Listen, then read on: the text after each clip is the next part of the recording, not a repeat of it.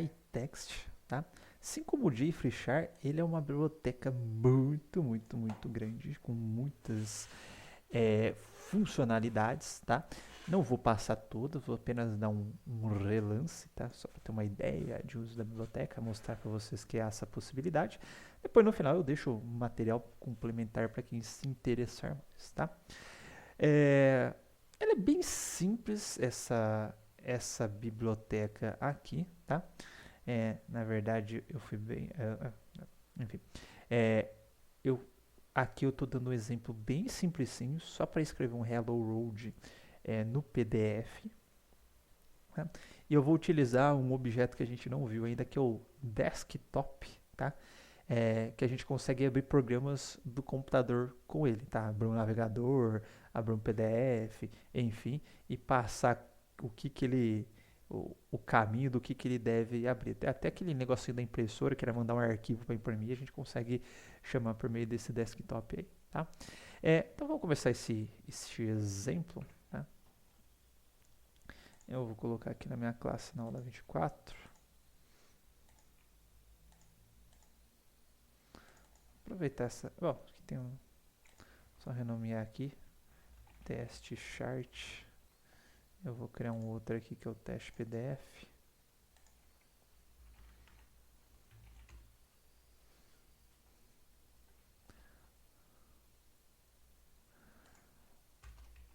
O PSVM. A gente tem uns programinhas rodando aqui, deixa eu fechar eles.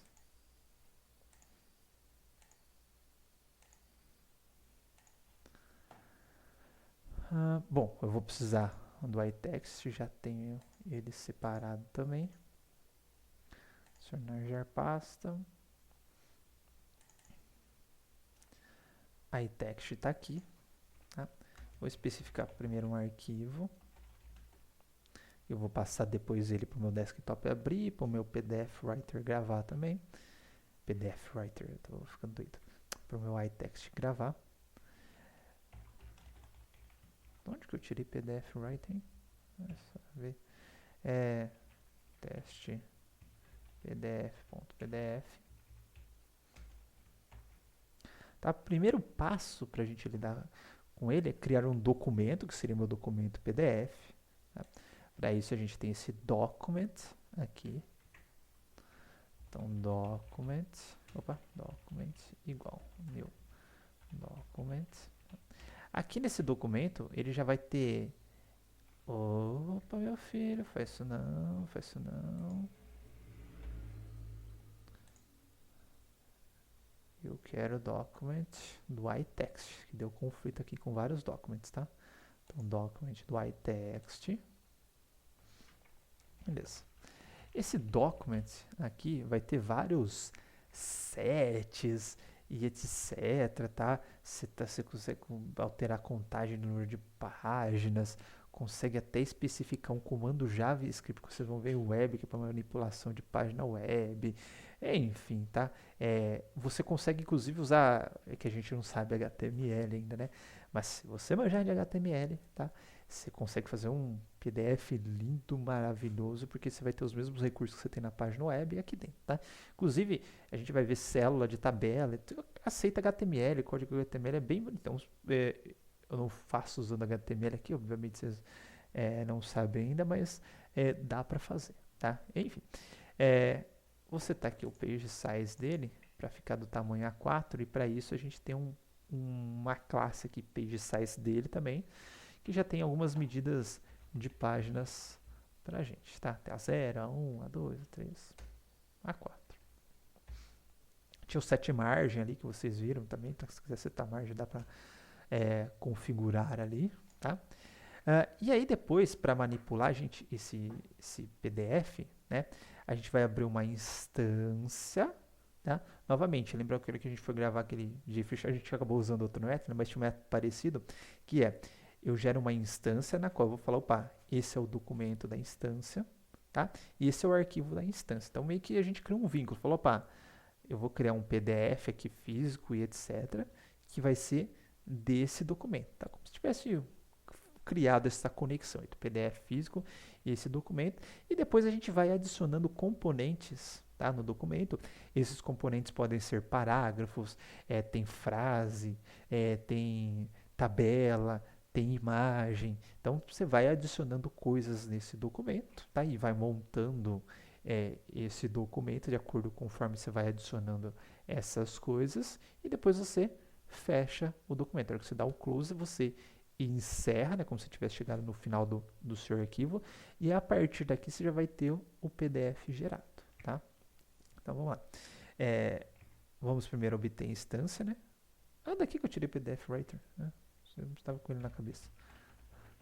Só não lembrava de ontem, tá? Get instance, tá? Aí o document, tá? E a gente vai precisar de um output stream, porque o PDF também é binário, tá? Então file output stream file, tá? Deixa eu importar. Opa, esqueci de criar. New file output stream. Me gera exceção.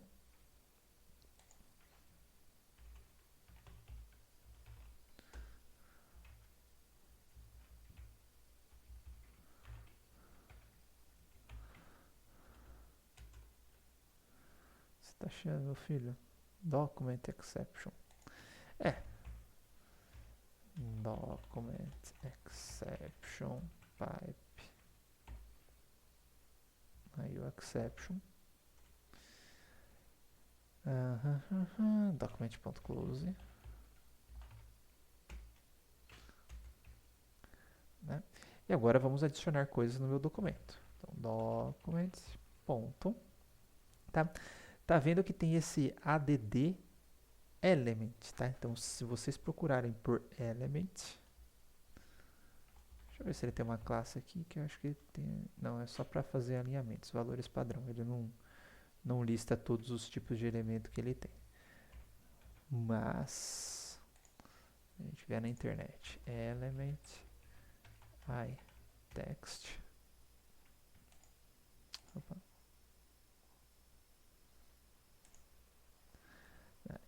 Ele tem uma interface, né? Aí tem all known implementing classes, tá? Aí você vai ver ó, célula HTML, imagem, retângulo, frase, parágrafo deve estar por aqui, ó, paragraph, tá? Então tem um monte de coisa aqui que vocês podem adicionar, table row, lista, item de lista, separador de item de lista, tá? Tem várias coisinhas então que a gente pode trabalhar com ela. Eu vou adicionar um parágrafo, paragraph, conteúdo, olá, só isso. E simples assim, tá? Se a gente só rodar esse cara, deixa eu só colocar uma mensagem aqui, foi.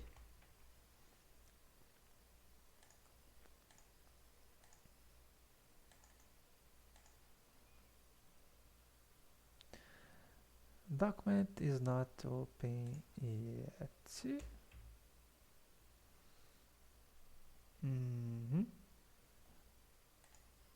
Provavelmente. Esqueci de alguma coisa? Esqueci de alguma coisa. Escrito documents.open. Não abriu o documento, né, minha besta? Foi. Teste PDF. Tá aqui. Tá aqui o meu PDF, tá? Escrito olá. Porque eu só coloquei um parágrafo nele. Tudo bem? Tá aqui, tamanho A4, bonitinho, tá? E o que eu tinha falado para vocês, tá? É que se eu já quisesse gerar e abrir esse PDF, podia fazer assim, ó. Get desktop. Tá vendo que aqui ó, tem browse, tá? Tem edit, que é o editor padrão para um determinado, por exemplo, TXT, no meu caso é abrir o gedit e tal. E-mail, quem que é o enviador de e-mail cadastrado no seu computador como padrão, tá? O mail, que aí eu posso passar uma URL, o endereço de e-mail, aquele mail to, dois pontos, barra, barra, e o endereço de e-mail. Aí ele já abre o gerenciador de e-mail com aquele e-mail. É, tem o print, que ele já abre a impressora, e tá vendo que ele passa o file? Ele já vai abrir a impressora, aquela chamadinha da impressora, passando o arquivo padrão, só para vocês verem.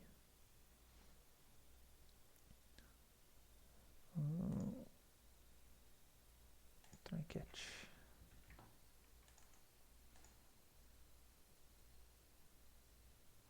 Ah, eu não tenho impressora instalada aqui.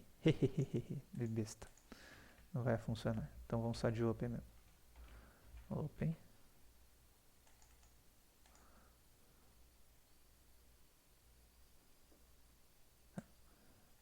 Abriu já o meu PDF padrão, tá? Eu nunca tentei com browser. Isso daqui é debug dele, tá? Do negócio do PDF. Eu nunca tentei, mas vamos tentar com o browser. Browse. Ok, a sessão, exception was never thrown the bar. Ah, que legal. Você não dá? Qual que é a exceção que você dá? Uma forma de cannot convert to R. File.to R. Agora sim, né? Vamos tentar.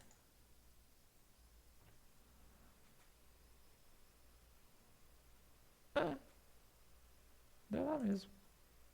Eu achei que era para abrir o browser. Besta. Tá mais esperto que eu pensava já. Mas enfim, vocês entenderam qual que é a lógica da parada do desktop, apesar de não funcionar bonitinho.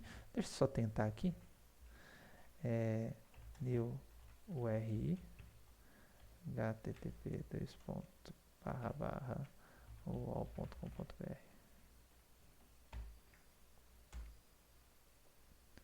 Malformed must be caught to declare.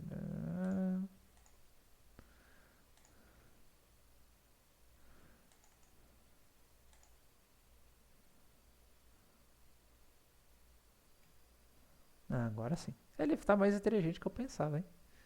Passei o PDF, ele já puxou meu PDF padrão. Não gostei. Queria abrir ele no browser, tá? Mas enfim, deu para entender aqui o nosso objeto desktop, né?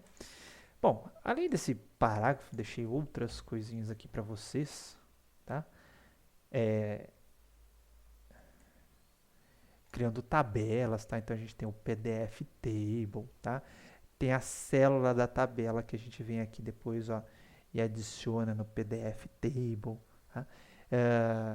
Posso criar a célula, colocar o padding, que é o espaçamento interno, definir tudo bonitinho, qual que é o alinhamento da célula, qual que é a cor da célula, enfim, cada um desses componentes existe uma gama grande de coisas para fazer. Deixei só um exemplinho de como que funcionaria uma tabela aqui, tá?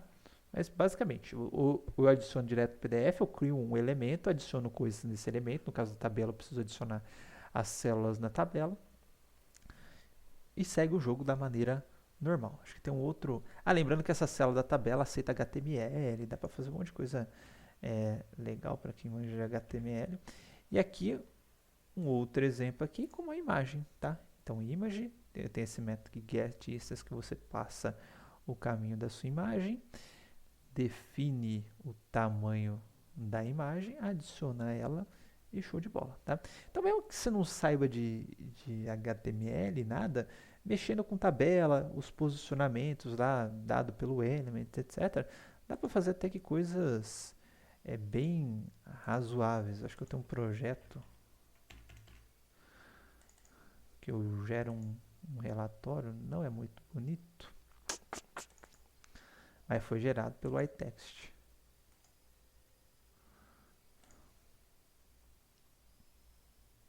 Tá? Era de acordo com as especificações, mas enfim.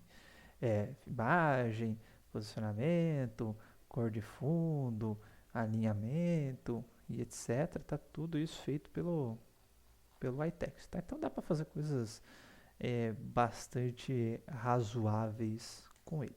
Tá? Vou botar se eu não esqueci de nada. Está esquecendo alguma coisa, tá? Mas já vou engatar aqui, que é o seguinte, tá? Quando a gente está rodando um programa Java, tá? Por padrão, ah, há um limite de memória para sua máquina virtual, tá? Então, diferente de outras linguagens, tá? Que você, conforme o programa vai consumindo memória, o sistema operacional vai dando memória e etc. Tá? Quando a gente cria uma máquina virtual, isso vocês vão ver em sistemas operacionais 2, como é uma máquina virtual, não é uma máquina física, costuma colocar alguns limites para essa máquina, tá? Que uma das funcionalidades, inclusive, da máquina virtual é abstrair o seu hardware de forma que você consiga, vamos dizer assim, compartilhar o seu hardware, segmentar, impor limite de processadores e memória para uma máquina virtual, tal. Então, naturalmente, a máquina virtual do Java ela é uma máquina virtual, não é tão completa como máquinas virtuais quanto o VirtualBox, etc. Mas ela é uma máquina virtual. E no momento que essa máquina virtual é criada, tá, é definida um limite máximo de memória para ela. Tá? Só que isso é padrão do seu sistema operacional. Agora eu não lembro mais de cabeça quanto é que é, mas eu acho que era algo entre 512 e 1 GB de memória, tá? Deixa eu ver se eu acho alguma coisa assim. Tamanho, memória, padrão, JVM.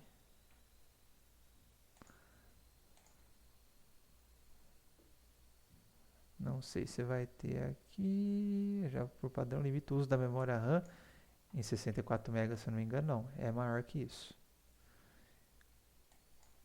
512, era isso, é 512 megas o padrão da JVM, tá?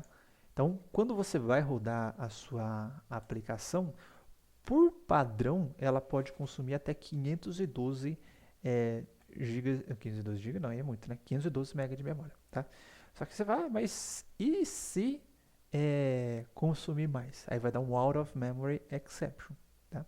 Aí você fala, pô, filha da mãe esse Java, né? Por que que vai colocar limite? Eu vou programar outra linguagem que outra linguagem não impõe limite. Eu acho muito bom esse limite, tá? Por quê? Porque quando você estoura a memória do seu computador, você começa a fazer swap, seu computador começa a ficar lento para caramba, tá? E quando eu estou rodando um experimento, né, que eu trabalho com grandes volumes de dados, etc., eu vejo lá, eu tenho 20 GB disponível na máquina. Eu vou lá, vou rodar o experimento, eu limito ali nos 20 GB, tá? Se ultrapassar os 20 GB, tá? Ele vai me enviar um e-mail, porque vai dar um erro lá e eu estou programado para enviar o erro. Eu vou lá, tento jogar para outra máquina, tento diminuir o consumo e etc.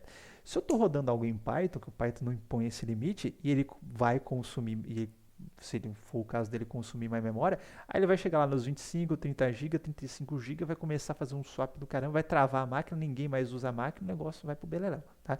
Aí tem que reiniciar a máquina e você acabou perdendo o experimento de qualquer jeito, tá? Então não é uma coisa ruim, na minha opinião, fazer isso, tá?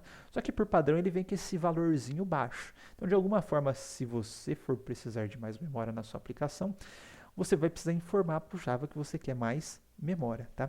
E para isso, existem dois parâmetros, tá? Isso pode ser tanto na hora que você vai executar o Java, quanto quando você for executar o jar, tá? Eu coloquei aqui porque normalmente o nosso projeto final o Java ele vira um ponto jar, então já casei com essa parte aqui, tá?